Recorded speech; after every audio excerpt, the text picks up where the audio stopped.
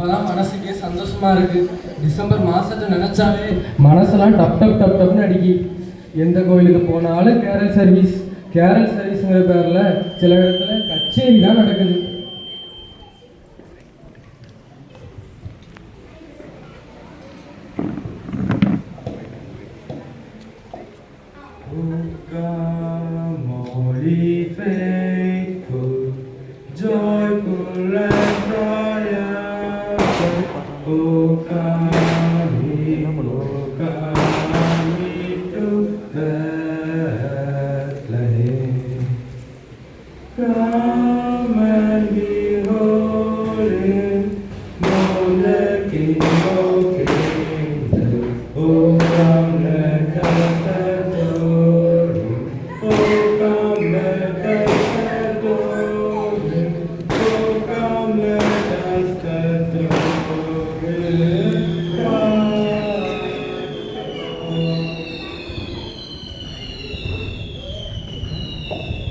சரி, இங்கதான் இப்படி நடக்குதுன்னு கொஞ்சம் அடுத்த தெருவுக்கு கொஞ்சம் திரும்பி பார்த்தா அங்க இருக்க மிச்சம் கேரல் சர்வீஸ் டான்ஸ்ன்னு சில இடத்துல குத்தாட்டம் தான் ஆடிட்டு இருக்காங்க.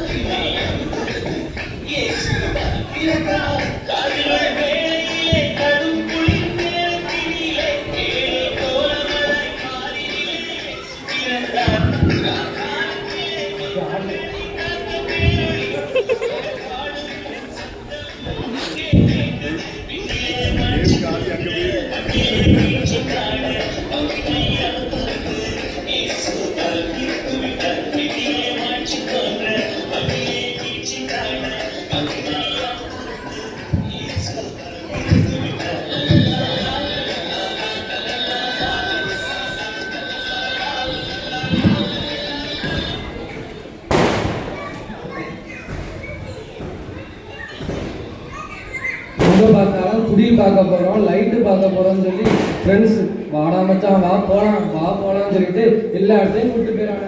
லைட்டு முழுக்க ஃபுல் கையில் ஆட்டம் தான் நடக்குது.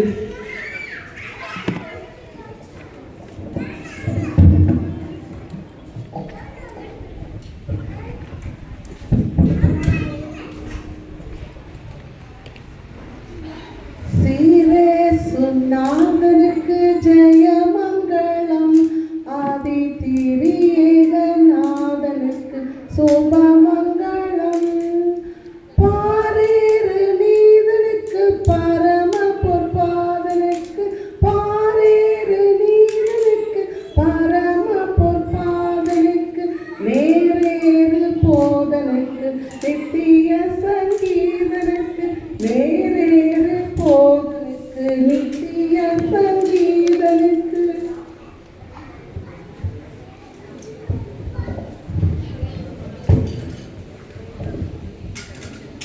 சரி, புது வருஷம் தான் தொடங்கிடுச்சு. நைட்டு முழுக்க கோயிலுக்கு போயிட்டு காலையில் ஜம்முன்னு இறங்கி டிவியை போட்டு நல்ல படத்தை பார்க்கலான்னா எல்லா இடத்துலையும் அப்படி பச்சை மண்ணை தான் நடக்குது.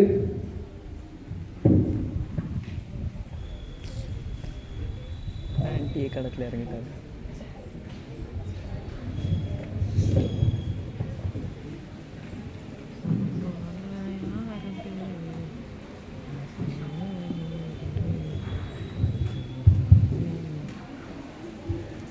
இங்கு கூடி வந்திருக்கிற அனைவருக்கும்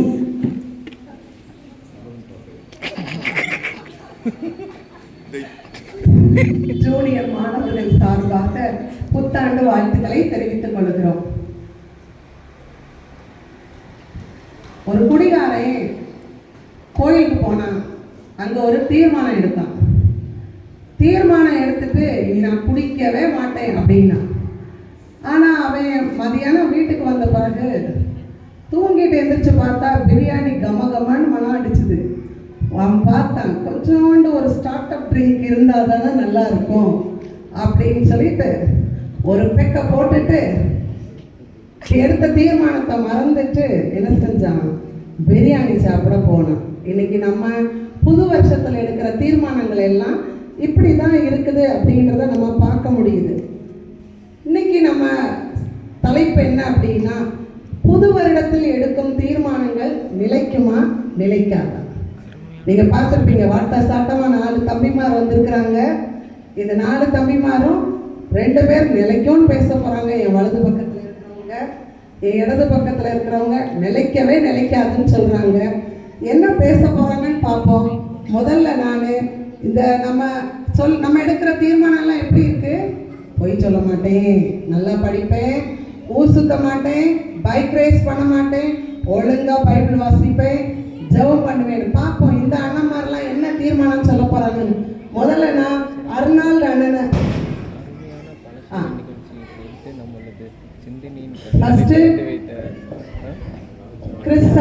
கிறிஸ் செமன்ஸ் அண்ணே நமக்கு இந்த புது வருட தீர்மானங்கள் நிலைக்கும் என்று பேச வந்திருக்காங்க. அனைவருக்கும் வணக்கம். வணக்கம் சொல்லுங்கப்பா. வணக்கம். மதிப்பிற்குரிய நடுவர் அவர்களே, இங்கே அமர்ந்திருக்கும் போதகர்களே, கடவுள் பக்தர்களே, உங்கள் அனைவருக்கும் என் வாழ்த்துக்களை தெரிவித்துக் கொள்கிறேன். அதுவும் புத்தாண்டு வாழ்த்துக்களை தெரிவித்துக் கொள்கிறேன். நான் இப்பொழுது இங்கே வந்துள்ள காரணம் என்னவென்றால் அது உங்களுக்கு தெரிந்திருக்கும். புது வருஷத்துல எடுக்கிற தீர்மானம் கிடைக்காதான்னு சொல்லுவாங்க. ஆம் நடுவரே, புது வருடத்தில் நாம் எடுக்கும் தீர்மானம் நிலைக்குமா நிலைக்காதா? உங்களது ஒப்பீனியன் என்ன? என்னப்பா பட்டுன்னு சொல்லிட்ட? அப்படியெல்லாம் சொல்லக்கூடாது. அதை ப்ரூவ் பண்ணதான் நாங்கள் வந்துருவோம், புரியுதா? இப்போ நாங்க ஒரு வசனத்தோட ஸ்டார்ட் பண்றோம். நீதிமொழிகள் 16:9. மனுஷனுடைய இருதயம் அவனுடைய வழியை யோசிக்கும், அவனுடைய நடைகளை உறுதிப்படுத்துகிறவரோ கர்த்தர். இன்னைக்கு என்ன நாள்? ஜனவரி 1. ஆண்டவர் பிறந்து 8 நாள் கழிஞ்சாச்சு. ஸோ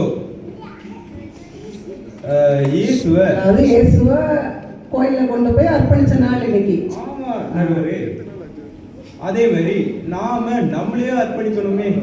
நாம நம்மள அர்ப்பணித்தாதானே ஒரு தீர்மானத்தை நம்மளால நிறைவேற்ற முடியும். இப்போ திருக்குறள்ல என்ன சொல்லியிருக்கு, அதாவது திருவள்ளுவர் என்ன சொல்லியிருக்காரு? முயற்சி திருவினையாக்கும், முயற்சியின்மை இன்மை புகுத்தி விடும் என்று சொல்லியிருக்காரு. அப்போ நம்ம முயற்சி பண்ணாம இது சாதிக்கவே முடியாதுன்னு சொன்னா எப்படி? நம்மளால தீர்மானத்தை நிலைத்து நிற்க முடியும் என்று இங்கே இருந்து நான் போகிறேன். நன்றி, வணக்கம். எப்பா அண்ணன் ரொம்ப நல்லா படிக்கிறாருன்றது திருவள்ளுவர்ல திருக்குறளை பத்தி எல்லாம் பேசணும் போது தெரிஞ்சுக்கிட்டோம். பாப்போம், இங்க நமக்கு ஹேஸ்டன் அண்ணே நிலைக்காதுன்னு உங்க எல்லாரும் சார்பா பேச வர்றாரு. பாப்போம்.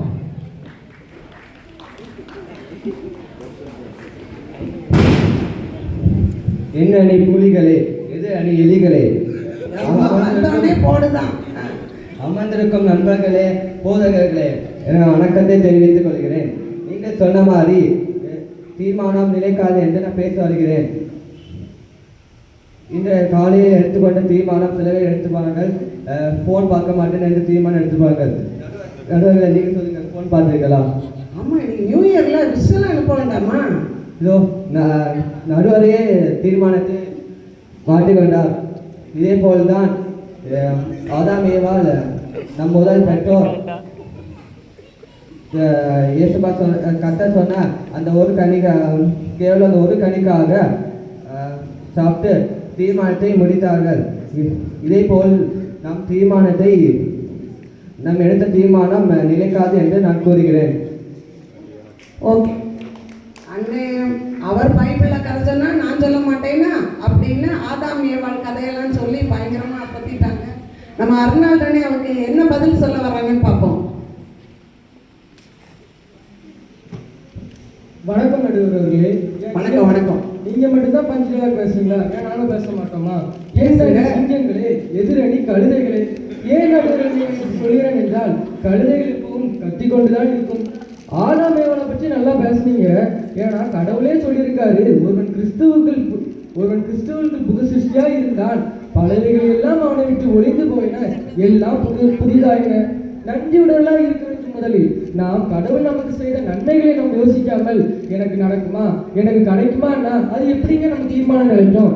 நம்ம காலையில எழும்புனோட மொபைல் எடுத்து ரீல்ஸை பார்த்துட்டு அது சோகமாக வரும். திடீர்னு சாயங்காலம் பார்க்குறோம், அது நல்லா இருந்தா அதை பார்த்து நம்ம சந்தோஷப்படுறோம். இதே மாதிரி தான் எப்படி நம்மளோட தீர்மானத்தை நம்ம முதல்ல நினைத்திருக்க வேண்டும் என்றால், நாம் முதல்ல நம்மளுக்குள்ள சந்தோஷமா இருக்க வேண்டும், கடவுளுக்குள்ள சந்தோஷமா இருக்க வேண்டும் என்று கூறி என் உரையை நிறைவேற்றிக் கொள்கிறேன். நன்றி, வணக்கம். அண்ணே, ரொம்ப சந்தோஷமா இருந்தா தீர்மானத்துல நிலைக்கலாம்னு சொல்றாங்க. வசனத்தை மிஸ் பண்ணிட்டாங்க. கிறிஸ்துவுக்குள் ஒருவன் மனமகிழ்ச்சியா இருந்தால் என்ன செய்வாராம்? அவனுடைய இருதயத்தின் வேண்டுதல்களை நிறைவேற்றுவார் என்ற வசனம். சரி, பார்ப்போம். கடைசியா டோபி அண்ணன் என்ன பேச வராங்க? அண்ணனை பார்த்தாலே ஒரு பயமா தான், ஒரு மார்க்கமா தான் இருக்காரு. பார்ப்போம். நடுவர் அவர்களே, இவங்க பேசினதெல்லாம் மணல்கள் கெட்டின வீடு மாதிரி புத்தி இல்லாமல் இருக்குது. நாமும் இவங்கள போல புத்தி இல்லாமல் தீர்மானம் எடுத்தா அது நிலைச்சு இருக்குமா? நிலைக்காதுல்ல. கற்பாறையில் கட்டணும்ல. நீங்க ஏன் கட்டல? ஒரு மழை பெஞ்சா மணல் வீடு அழிஞ்சு போகும். வயநாட்டே கொண்டு போச்சு. இவங்கள்ட்ட தீர்மானம் தான் நிற்குமா? நீங்க அப்ப நிற்கவே நிற்காதுன்றீங்க. ஆமாம், கண்டிப்பாக நிற்காது. இவங்கள்ட்ட தீர்மானம் எல்லாம் நிலைச்சு நிற்காது. எனவே நான் அடித்து சொல்கிறேன், இவங்கள்ட்ட தீர்மானம் எல்லாம் நிலைச்சு நிற்காது என்று கூறி என் உரையை முடிக்கிறேன். நன்றி. நல்ல காலம். எனக்கு அடி கிடைக்கல. சரி, இப்போ 4 பேர் பேசினாங்க, நீங்க கேட்டீங்க. ஆதாம் ஏவாளெல்லாம் இழுத்துட்டாங்க, பைபிள் எல்லாம் வச்சு பேசினாங்க, முயற்சி எல்லாம் வேணும்னு சொன்னாங்க. நீங்க பார்த்தீங்க, தீர்மானம் நிலைக்குமா? புது வருட தீர்மானங்கள் எடுக்கலாமா? நிறைய பேர் பேசணும்னா பயந்துருப்பீங்க. நம்ம தீர்மானம் எடுக்கணுமா எடுக்க வேண்டாமா? ஐயோ நான் எடுக்கலையே, என்ன செய்யறது? எடுத்தேனே என்ன செய்யறது? ஒரு குழப்பமா இருக்கும். ஆனா நம்ம தீர்மானங்கள் எடுத்தோம்னா அது கண்டிப்பா நிலைக்கும் அப்படின்றத இந்த அண்ணமாரெல்லாம் பேசும்போது நீங்க பார்த்துட்டீங்க. அவர் சொன்னாரு, டோபி அண்ணே சொன்னாரு, மணல் வீடு மாதிரி அது நிலைக்காது அப்படின்னு சொன்னாரு. ஆனா நம்ம கற்பாறை மேல் அதை கட்டும் பொழுது அந்த தீர்மானம் நிலைக்கும். எனவே நமக்கு மன கட்டுப்பாடு ரொம்ப அவசியம். ரொம்ப யோசிச்சு செயல்படணும். எடுத்த தீர்மானத்துல நிலை நிற்கணும். எனவே தீர்மானத்தை செயல்படுத்தணும். வேதம் சொல்லுது, கிரியை இல்லாத விசுவாசம் செத்தது அப்படின்னு சொல்லுது. அதனால பைபிள் வாசிக்கிறேன்னு தீர்மானம் எடுத்துக்கிட்டீங்கன்னா என்ன செய்யுங்க? பைபிள் வாசிக்க தொடங்குங்க. அதை கண்டினியூஸா செஞ்சுட்டே இருங்க. ப்ரேயர் பண்ணுங்க. கடவுள் இந்த தீர்மானத்தில் நிலை நிற்க உதவி செய்வார்.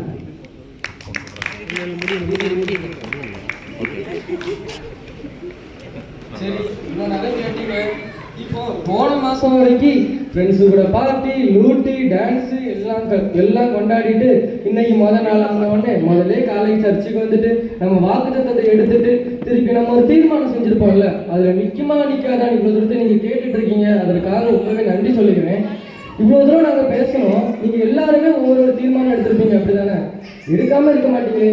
எல்லாரும் ஒரு தீர்மானம் எடுத்துப்பீங்க. அதில் நம்பிக்கையாக இருந்தால் கண்டிப்பாக உங்களால் இந்த சாதிக்க முடியுங்கிறத சொல்லுவேன். முயற்சி உடையார் இகழ்ச்சி அடையார் என்று எவ்வளோ பெரிய ஆட்களே சொல்லியிருக்காங்க. அதனால் நானும் சொல்கிறேன், முயற்சி உடையார் இகழ்ச்சி அடையார். கடவுளே சொல்லியிருக்காருங்க. கடவுளே சொல்லியிருக்காரு, கிரிய சித்தி இல்லாத விசுவாசம் செத்தது என்று.